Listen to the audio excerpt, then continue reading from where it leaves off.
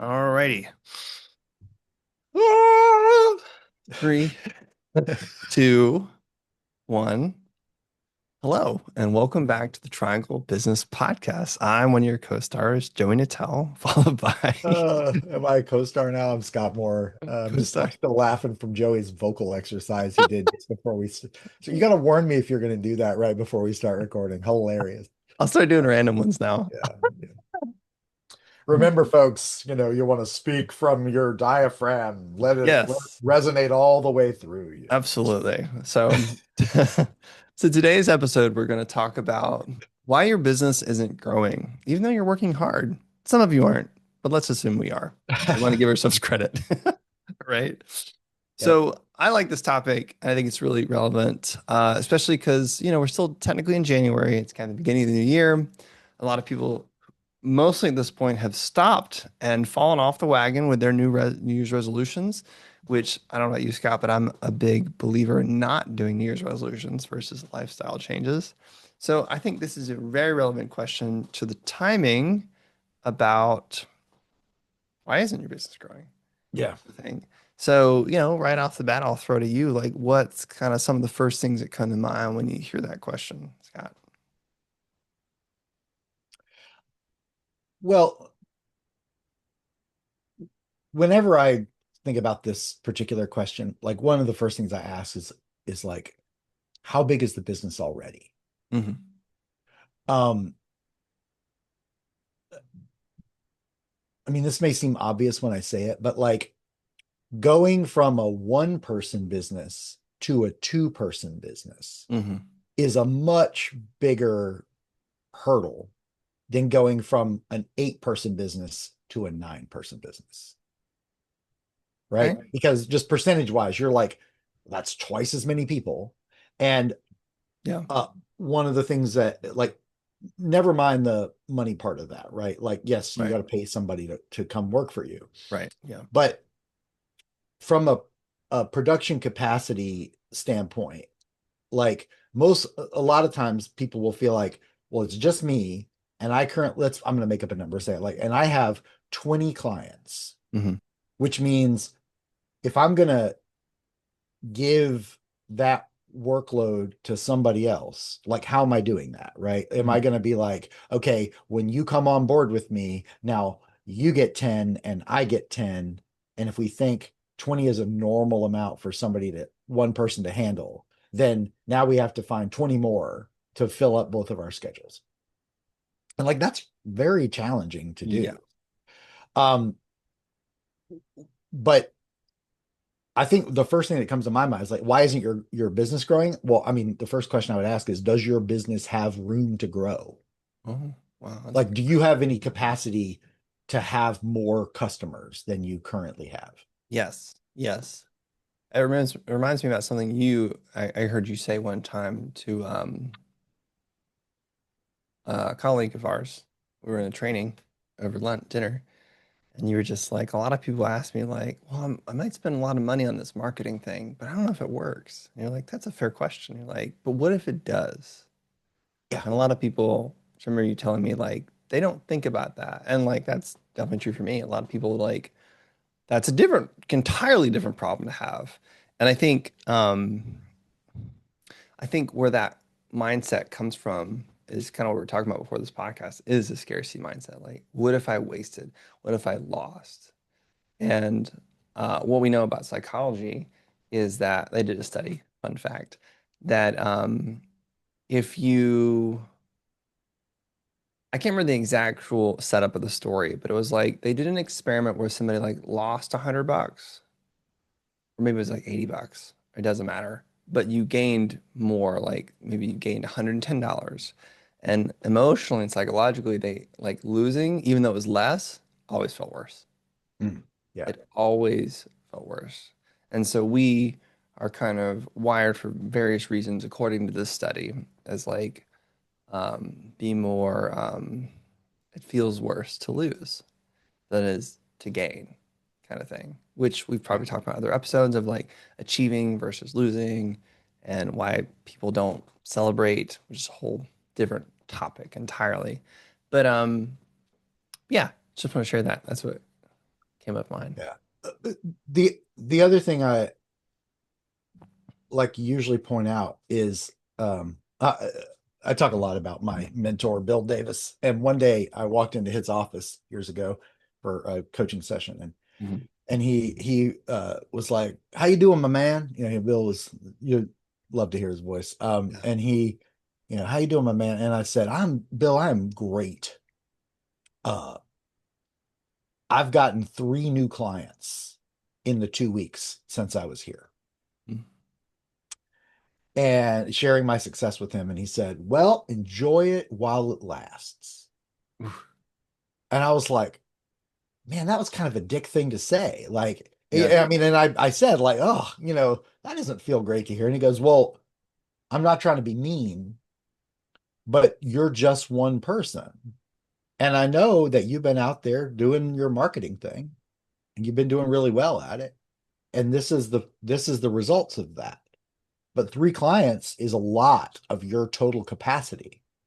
Yeah. And so if you are servicing 3 new clients, you're not going to have time to do whatever you have been doing that got you those 3 clients. Yeah. So probably over the course of the next 6 weeks or so, because that's usually how long it takes for marketing results to propagate through your system, you're going to you're not going to have 3 more clients because you don't have time. Mm. And like that's what I'm talking about. Like again, in really small businesses where it's a one person show Mhm. and they're doing all the things, Yeah. any increase in your production must come at the cost of time you were spending doing something else. Yes. And if if you're hustling up the work, we were talking a little bit before the episode about like your Yeah. relationship to the word hustle, and it's like, well, I mean, okay, so what that means is you can keep doing whatever you were doing and service the new clients. It just means, oh, now I'm working 50 hours a week instead of 40 hours a week. And people reach the limits of their capacity and they don't notice it. They're just like, I'm just not going to go to that other networking meeting, or that person that somebody introduced me to, that's just going to have to wait. And that's fine because we're human and our Yeah. capacity is limited. But if Yeah. you're not set up to receive the amount of work that you want to have, then you probably won't get it because either consciously or unconsciously, you're going to fend off the extra work because you're just like, I'm going like crazy all the time. I don't have room for it. That's that's so true. And it's interesting. I'll relate it to a non-business topic, but how this is relevant to all areas of life is like I was listening to something where they talked about like those people who like work out like crazy and they eat like crap, like Mm. crappy crap. And they're like, oh well, how come they can do it? I'm like, well, studies show that like even if they're not like getting more fit or lean or whatever, and it's actually because like what will happen is like you will take shortcuts throughout the day. Mhm. Like I have a standing desk and I have a walking pad thing. So those are two options. I have a balance beam thing. There's sitting, walking, standing, and then the balance thing. So four options to do different activities at my desk. So if I ate like crap, it'll lower your energy and I'll sit. And it's those cumulative things. So it's very true in business. I was just related to a health example Yeah, of like, it's true because it's like a lot of people think of it as time, but the sneaky one I think is yeah, energy management, which that's how all life holistically is balanced. But yeah, that's true. And I guess that's I don't know if there's a term for it, but it's just like I got a full book of business. And then those clients end and like, well, gotta get out there and hustle some business. Maybe there's sure. a term for it. Well, I I don't mean, know. it is a super important question for everybody to ask themselves, like, how often do I have to rebuild the business? Like, and we think of this on like small scale terms, but like every company has to deal. Like, how often McDonald's has to rebuild their business? Daily, Yeah. Yeah. right? Yeah. Every day, their marketing has to be at a level so that people will go out and buy those hamburgers. I mean, don't get me wrong, there's probably a few people who are like, I eat at McDonald's every single day. I can't even imagine what their doctor has to say to them, but there's probably people out there doing that, right? Yes. Yes. Um, Yeah. But another thing though, I just wanted to point out is like it's not only on the one person, the solopreneur scale that stuff like this happens. Right. Because one of the reasons why over the years I've kind of gravitated actually to whenever some people are like what kind of business you work with, I'm like, I feel like I'm Steve Hand, but like I was like about 5 employees. And the reason that's the number is what I've noticed is the same thing kind of happens for like one person as does for like when you get to 5, because what happens is when you get to about 5, the business owner has probably been doing all of the sales to Mm. get the company up to the 5-person mark. Yeah. And so they know a thing about or two about sales. They may have had zero professional sales training, but they've figured out how to meet enough people and sell enough of their product or service to get to this. But they're like, I can't feed more than 5. Like I can't put enough sales into the organization to Right. keep more than 5 people busy. And it could be that like one of them is an administrator and 3 of them are technicians who are doing the product or service or whatever. That like Right. we talk a lot about administrative capacity versus production capacity versus marketing and sales capacity. Yes. But you're like, that's as many as I can put in, and I can't run around anymore and sell anymore or have enough meetings to do more than this, but it would be way too hard to train another salesperson, I hear that. right? Like, Yeah. it would cost too much to hire somebody. I would have to train them. They're not going to know how to do it the way I do it. Yeah. And So, yeah. uh, you know, And that goes into that's more practical issues, I'd say. But I think there's I don't know if ego is the right word, but it comes to mind here of just like they're not gonna do it as well as me. I don't have the yeah, time and I don't have the energy to, which is a self-created problem.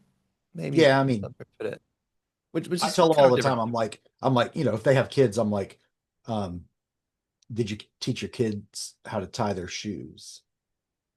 Yeah. And they're usually like, well, yeah, of course. I was like, don't of course me. Like you just told me it would take too long and be too much effort to train somebody to do the thing on their own. So I'm assuming that you just were like, it's faster if I just tie their shoes for them. Yes. And they're like, well, I mean, no, like, they're 17 or 27 now. Like I don't want to still be tying their shoes. I'm like,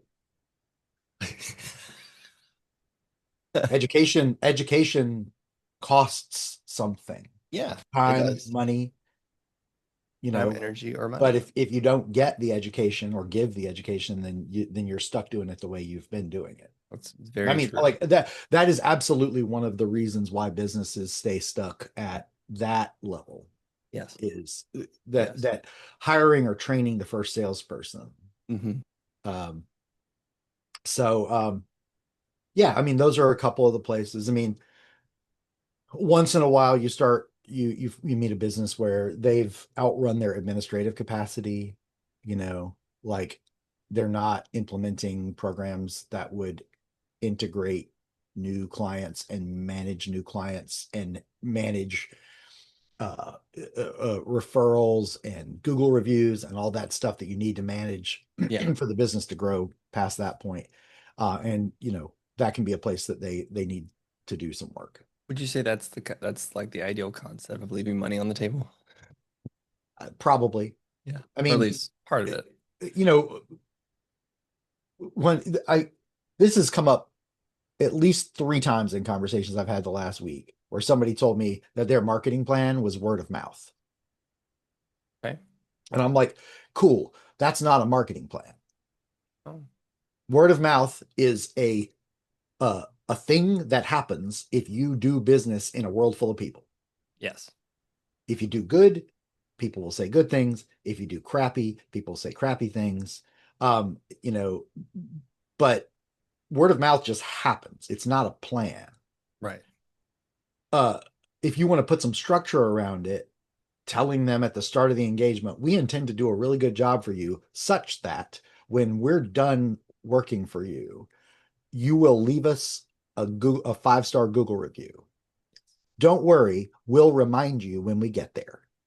And if there's anything in the way of us getting a 5-star review, we want you to tell us along the way because we're pretty determined to go get that. Or we're determined to have you refer us to this many other people. Hmm. And we're going to ask for that at the end of the engagement.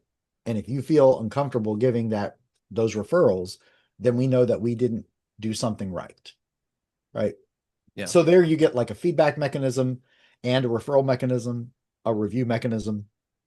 That's a plan. Yes. It's not a particularly huge marketing plan, but it can Mhm. work. Yes.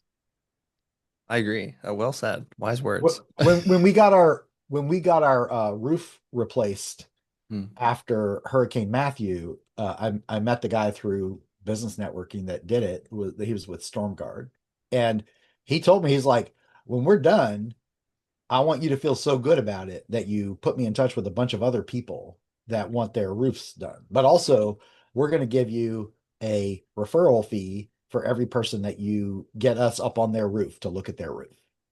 And I think I got him like 7 or 8 because I wanted that referral fee. Yeah. Yeah.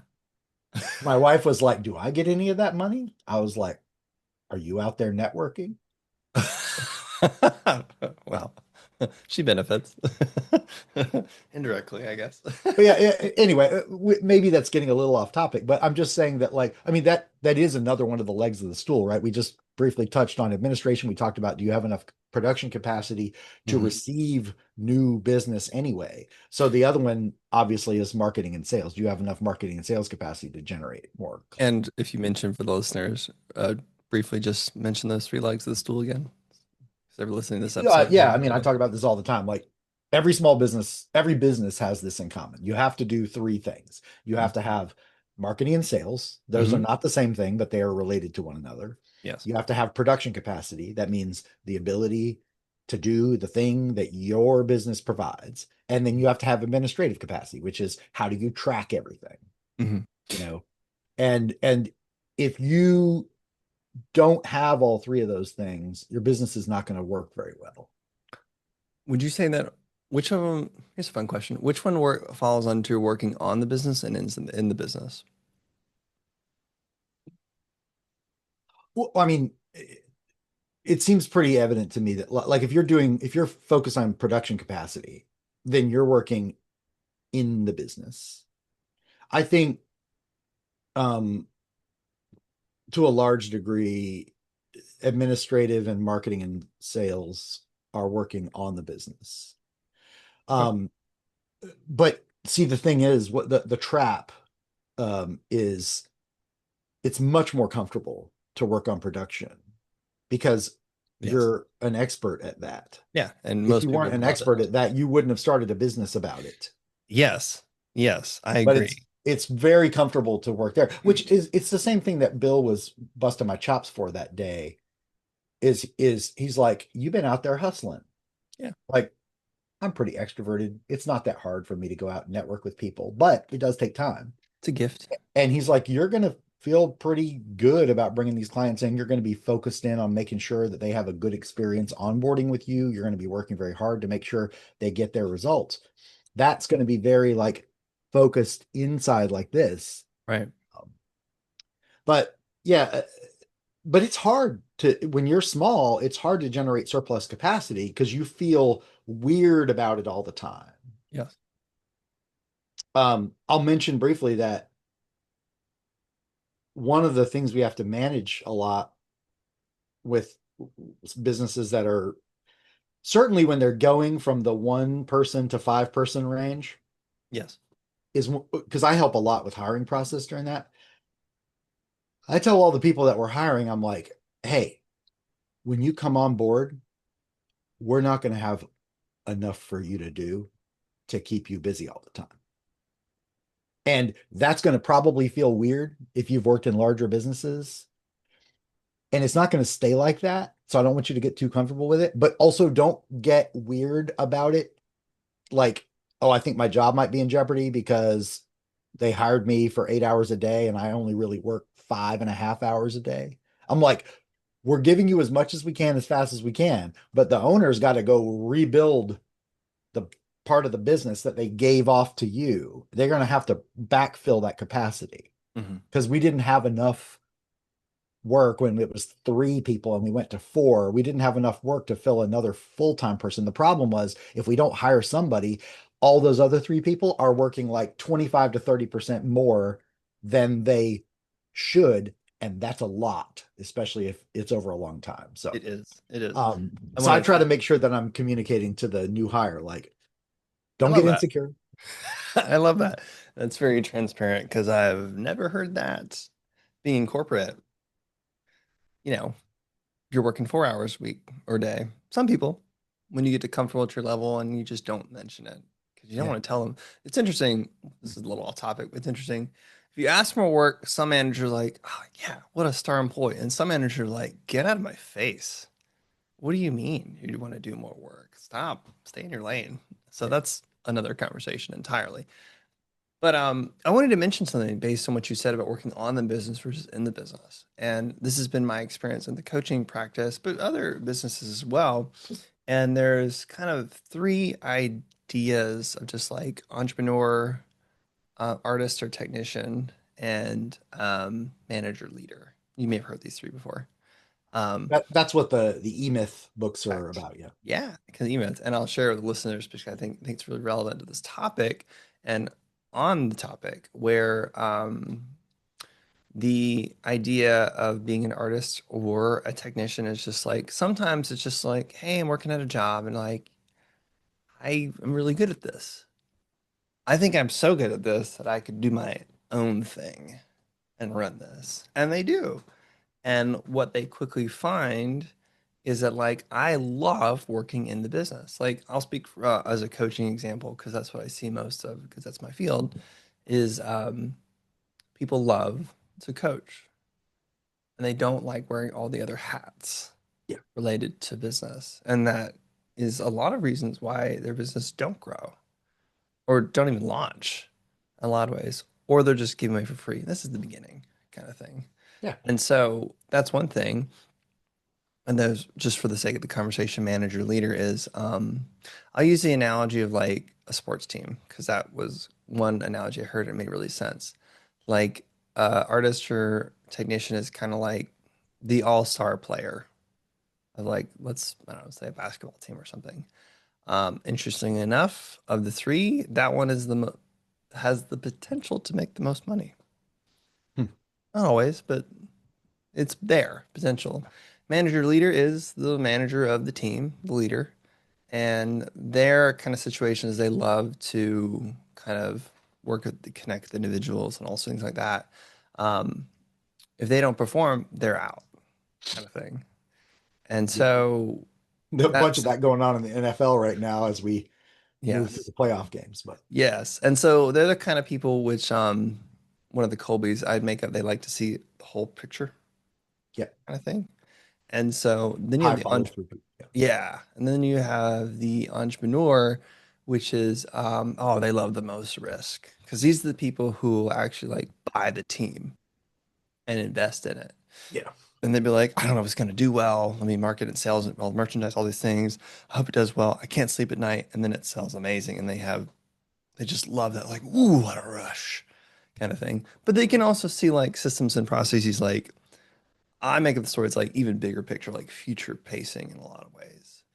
And so I think majority of people, in my experience, at least in the coaching field, and other businesses too, are like, I'm gonna start my own thing, and they're more in that artist and technician role, and it is very difficult, or it can be very difficult, or an uphill battle to work on the business.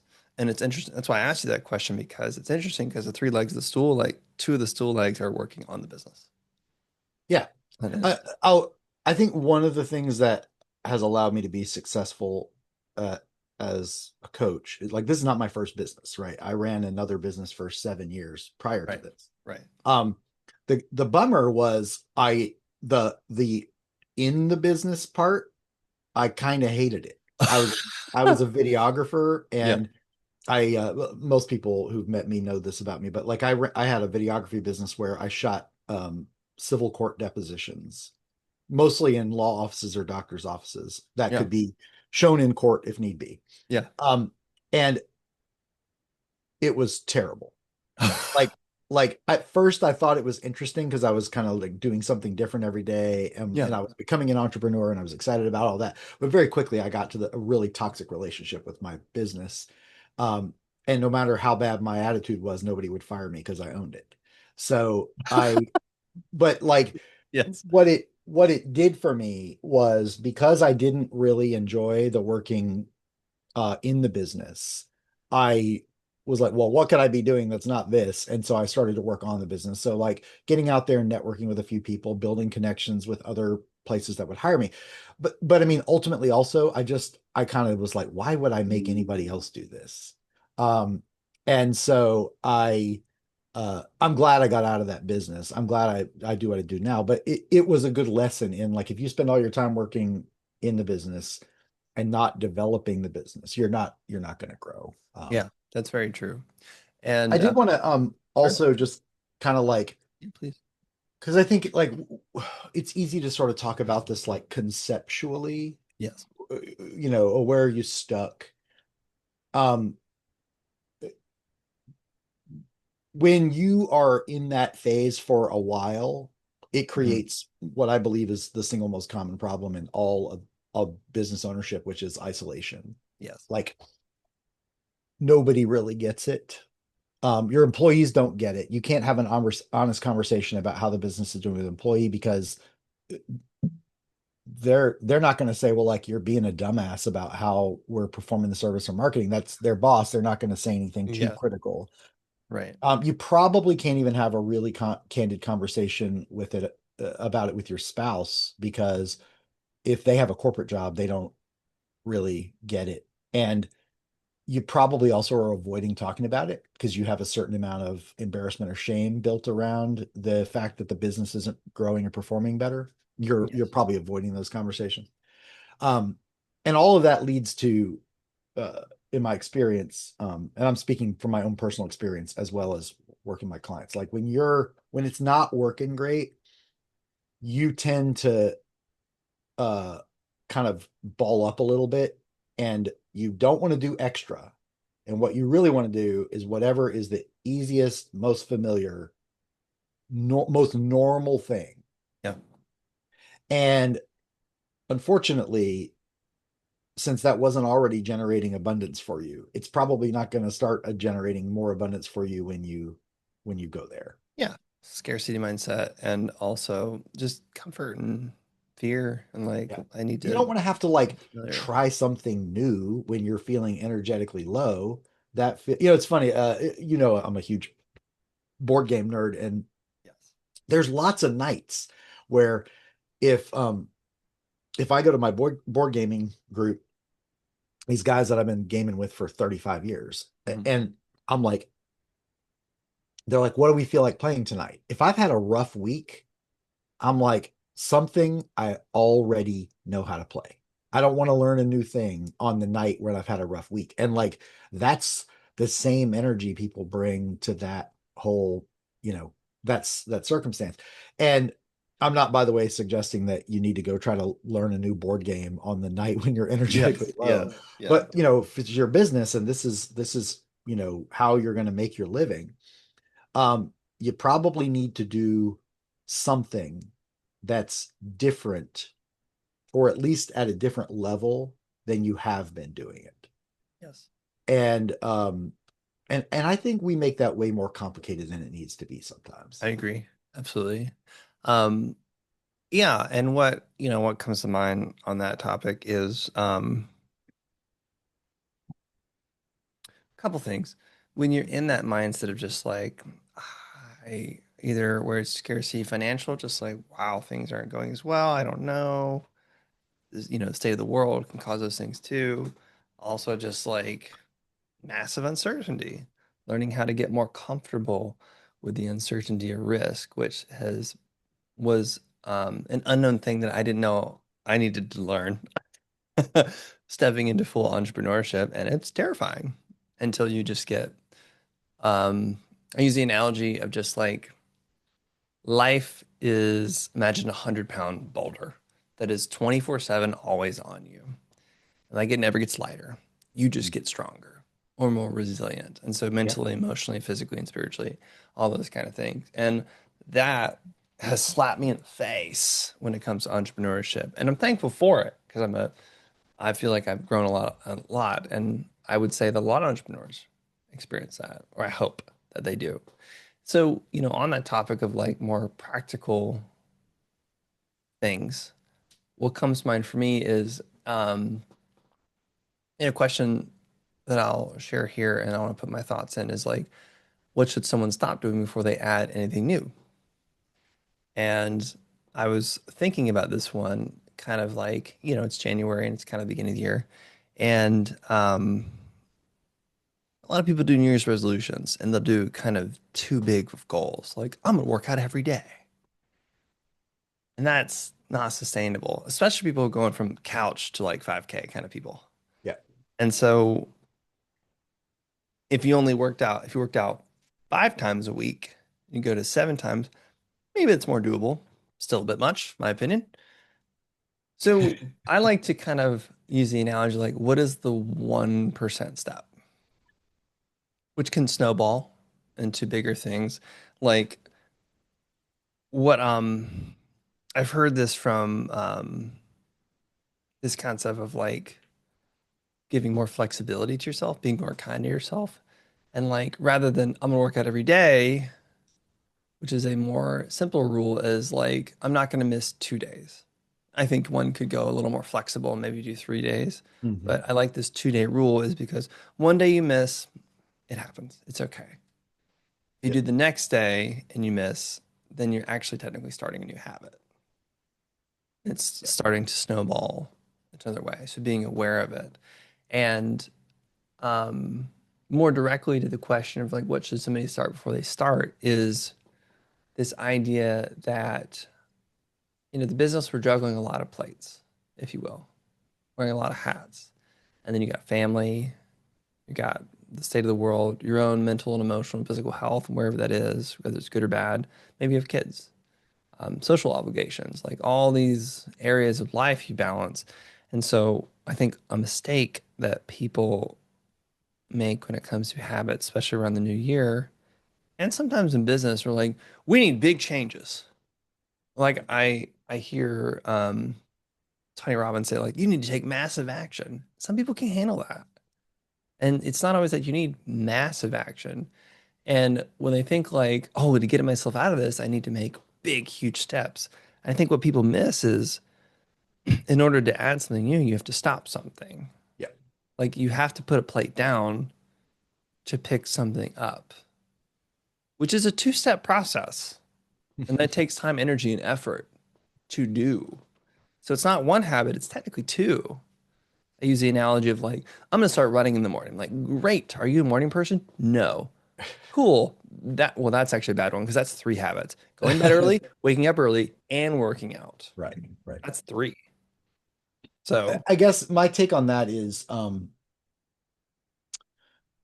that yeah, like I tell people I'm busy all the time, yeah, right? I'm busy doing my work. I'm busy doing the marketing necessary to do my work. I'm busy taking naps. I'm busy playing computer games. I'm yeah, busy blacksmithing. I'm busy gardening. I'm busy spending time with my wife. I'm spending busy spending time with my daughter.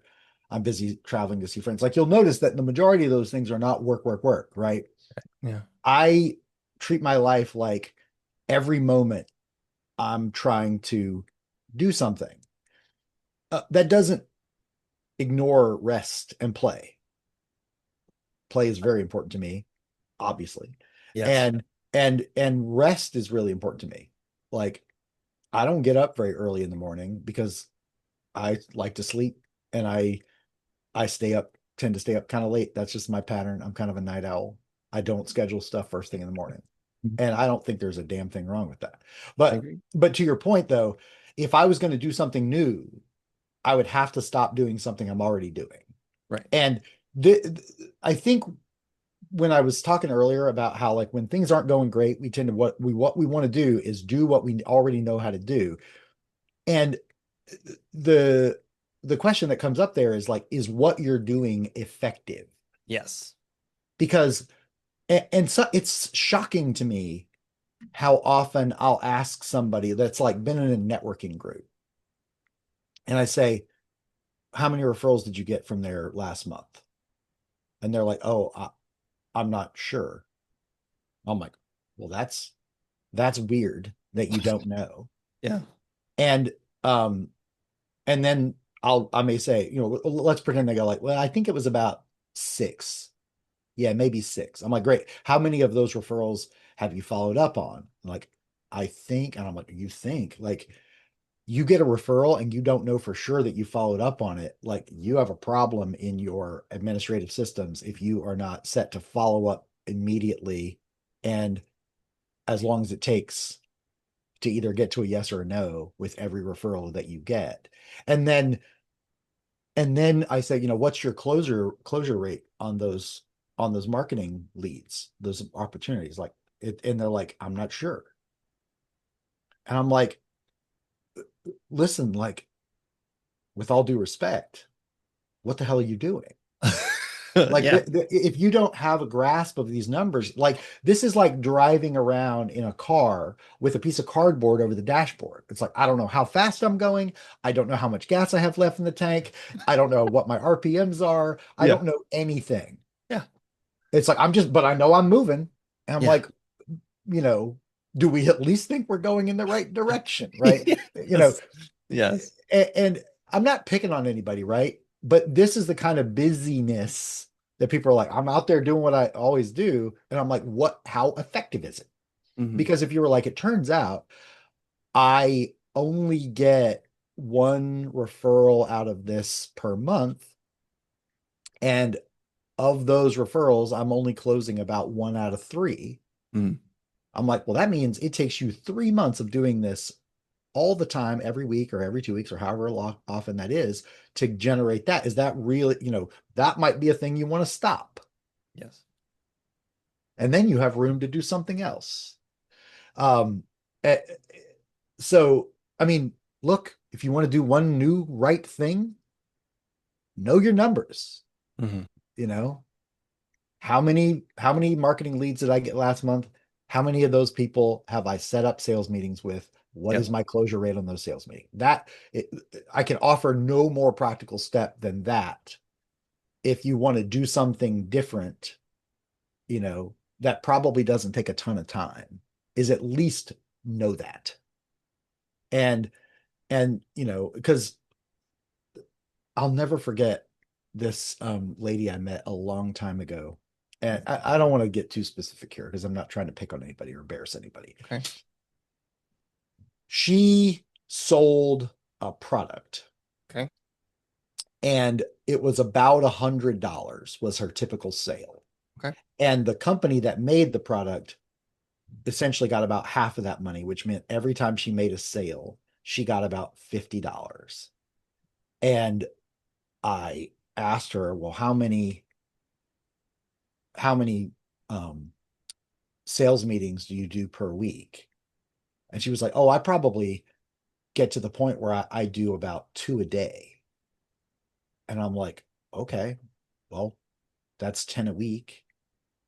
What's your closure rate on those? She's like, I don't know, probably two out of three buy something from me. So now I'm like, okay, well, that means you're basically making about $66 a day. And I'm like, what do you have an annual income goal from this? Hmm. And she was like, I want to be able to make $50,000. And I'm like, the math doesn't math. Hmm. And but if you knew what those numbers were, you would look at that and go like, this doesn't work. Yeah. The amount of sales meetings you'd have to get to that point would be very big. And like, this is much more, should much be more designed to be like an online sales business that you're marketing in mass ways and selling lots of these products. But Yes. I'm just saying that to be like, look, anybody that's watching this, listening to this, if you want to do one right thing, I don't know exactly what the best thing you could be doing is, but at least understand your numbers. Like administrative is the least sexy part of the business It is. because you're not doing the thing you're an expert at. And at least when you're marketing and selling, you feel like I'm out there interacting, I'm pitching my thing, and our egos are probably involved when we're pitching our own business. And so you're like, oh yeah, like Yes. they said yes to me. That feels so good. Yes. What doesn't feel great is like implementing a Calendly system, setting up either spreadsheets or CRMs where you're tracking your stuff because and I get it. Like it's the isolating part. You're home alone while you're doing that stuff. Yeah. So anyway, Here's a uh, I'll ask a closing question. yeah, please do. Actually, is Get me to shut up. no, love it. That's why we're here. We're on a podcast. We're on a podcast. Um, what's a simple weekly check that tells you whether your business is actually growing? Is mine. It could be the thing you said, and that's cool too if it's the same answer, but I'll ask anyway. I mean, God, I almost hate to say this because it feels so trite, but like you must have KPIs. Or rocks. Sure. Look, I don't, I'm going to speak sort of for myself, right? Sure. Um, I know what my schedule looks like and I know what hours I like to work. Yes.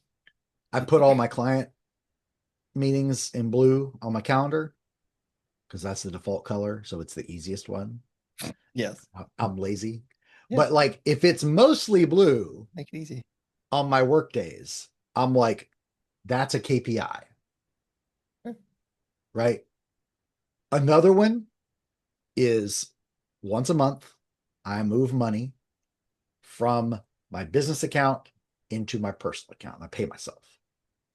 And I know the amount of money that feels good to move from one to the other. Yes. If I don't have that much money, that is a key performance indicator that tells me the business is underperforming right now.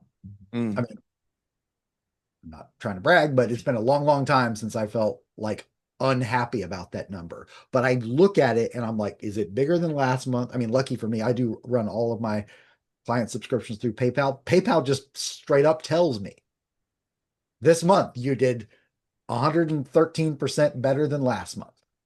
Nice. Yeah. Great. Yeah. Thanks. I like Yeah. those numbers. Yeah. That's I good. I should correct that. You did 13% better than you did last month. I've never had a month of 113% No, growth. that's a But different kind of but problem. yeah. Yeah, yeah. We'd have to hire another coach if I got to that point. But Yes. good problem to have. Yeah. But yeah, Um, I mean, how full is your schedule when you're small, like Scott Moore Coaching? I mean, I have you and Lila who work for me, and we'll take some of the clients. So it doesn't all right. just have. I'm not a. It's not limited to my schedule. Right. But when you start seeing that you're filling up the capacity of the business, then you better be thinking about adding somebody on, or you're going to cap out. That's true. One thing that comes to mind for me Yeah, is a simple yeah, weekly check-in is I could you could micromanage this into a day actually. And it's a very simple task, I think. Something that I teach my clients all the time, which is you can apply it to other areas of life. And it's three questions. It says, what went well today? Like, what are you proud of? What you did or didn't do? Or it could just be something that happened that went well. What needs work? Now, this one, some people fall into a trap of like, I did that bad. That's not what this question is. right. It's just like, and it's not always relevant. Sometimes just like, I could have handled that conversation better. Or like, I could have done more. I think if I focus on this or that, or like I could have done less and spend more time with the family. It could be the kind of feedback question, but it's not a permission to beat up on yourself. Not what that question is. So what went well? What needs work? And the last one is, which is more appropriate versus the second one is like, what is left undone? Yeah, So this you can kind of once a week, sometimes I'll be like, what am I going to do this week? Like, what did I feel good about last week? Kind of thing. And I like these questions because it keeps your mind on like, what is going on here? Like I like your system because it's very effective because it's like you don't always have to think about it. And I'm like, oh, that's good. And you can kind of combine both our methods. Yeah. So, what needs work and what's left undone. I like that a lot. I'll offer this one final thing. Years ago, I read Dave Ramsey's book about entrepreneurship. Mm, Uh, I think it's called Entre Leadership. mm, Please let me be clear. Like, I like certain aspects of what Dave Ramsey puts out there in the world because I think some of it is meant to deal directly with human psychology more so than just math. mhm. And I think incorporating human psychology into our finances is pretty smart.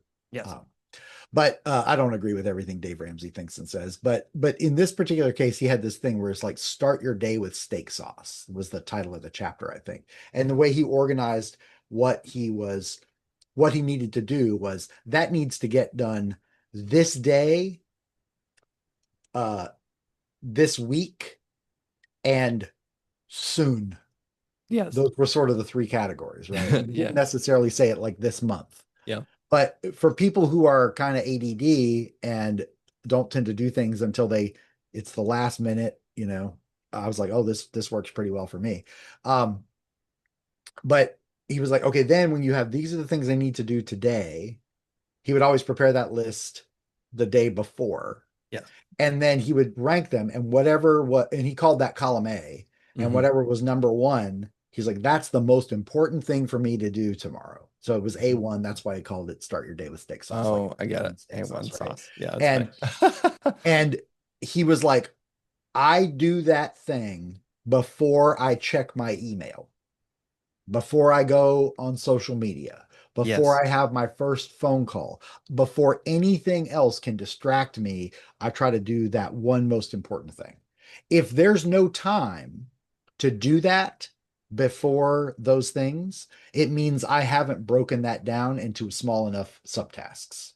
Yeah, I like that. That's something I heard from a mentor, which is be creative before you be reactive in a lot of ways. It's like do something Okay. that gets Like this that. flowing and Yeah. like something you're doing versus like first thing you do, wake up, look at your emails, look Yeah. at social media. Like I like to think of it as like plugging into the day. You want to be unplugged, Right. you get replugged. Yeah. So I Yeah. love that. That's beautiful. Um, I guess yeah, I wanted to pose the same question for you. Like, is there one sort of like practical takeaway that you would want people to have from today's conversation? I mean, the three questions I said, I think are Yeah, relevant. I think those right are the on. most reflective things. Yeah, And I would think about like, where do you lack in the three stools, the three legs of the stool, if you will? Like, what do you feel like it needs more of? And what, if it feels too big to start, like you feel overwhelmed looking at the mountain, like, oh my gosh, how am I going to climb that? Like, what is 1%? Like, what is the one step you can do? And if you're in that scarcity mindset or in that shrinking mindset, like, what is one thing I could do to get out of that comfort zone and then take massive action? And if you're falling into the trap of majoring in minor things, doing busy work, yeah, right? And so, like, I think the question of like, is this effective? Removing good or bad from that right, conversation with yourself, I think is most important because we remove shame and guilt and beating ourselves up. So, yeah, those are the big takeaways for me, for sure. right on. Yeah. All right. Well, All right, y'all. this was a fun one to talk about, and I think Yes. super important because, like you said, it's the start of the year. People want to have a good year, and it's Yes. rocky out there. I Yes. mean, Yes. economic times are uncertain. I'm hearing a lot of people say, "Oh, people don't want to invest in their business right now, or they don't want to necessarily become clients right now, or Yes. whatever." And Yeah. I'm not having that issue. I don't. Again, I'm not really smarter than anybody else, but I have been doing this a long time, and I know that whenever things seem like they're not doing great, I better do something different. Yes. Absolutely. Well, thank you all for joining us today on this episode. Tune in next time. And if you like what you hear, give us a follow or subscribe and reach out, comment, tell us what you like, tell us what you want to hear more of. We're open to it. Talk to you soon. Take Bye. care, everybody.